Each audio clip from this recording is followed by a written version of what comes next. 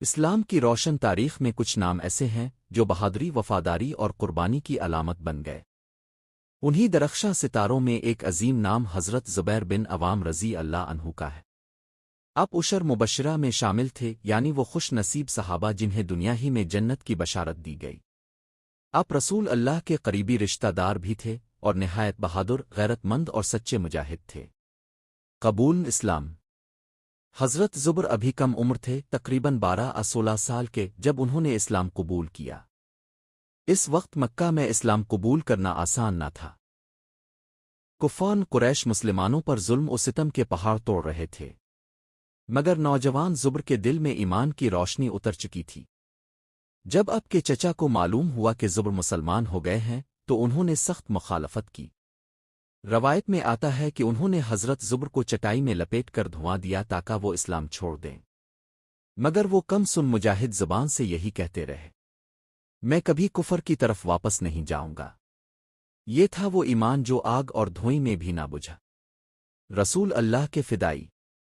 حضرت زبر کو حضور سے بے حد محبت تھی۔ ایک مرتبہ مکہ میں افواہ پھیلی کہ رسول اللہ کو شہید کر دیا گیا ہے۔ یہ سنتے ہی زبر تلوار لے کر نکل کھڑے ہوئے، حالانکہ وہ ابھی نوجوان تھے۔ راستے میں حضور مل گئے۔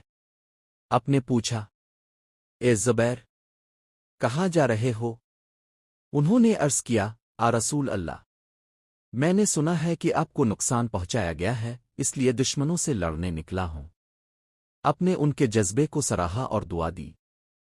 ہجرت اور مدینہ کی زندگی۔ جب مسلمانوں کو مدینہ ہجرت کا حکم ملا تو حضرت زبر بھی مدینہ پہنچ گئے۔ وہاں انہوں نے اسلامی ریاست کے قیام میں بڑھ چڑھ کر حصہ لیا۔ وہ ہر اہم مرکے میں رسول اللہ کے شانہ بشانہ رہے۔ اسلام کی پہلی بڑی جنگ تھی۔ مسلمان صرف 313 تھے جبکہ کفار 1000 سے زائد۔ حضرت زبر نے اس جنگ میں غیر معمولی بہادری دکھائی۔ روایت ہے کہ اس دن ان کے سر پر زرد رنگ کی پگڑی تھی۔ فرشتے بھی اسی انداز میں اترے۔ انہوں نے دشمن کے ایک بڑے سردار کو قتل کیا۔ ان کی تلوار دشمن پر بجلی بن کر گرتی تھی۔ غزو عہد میں استقامت۔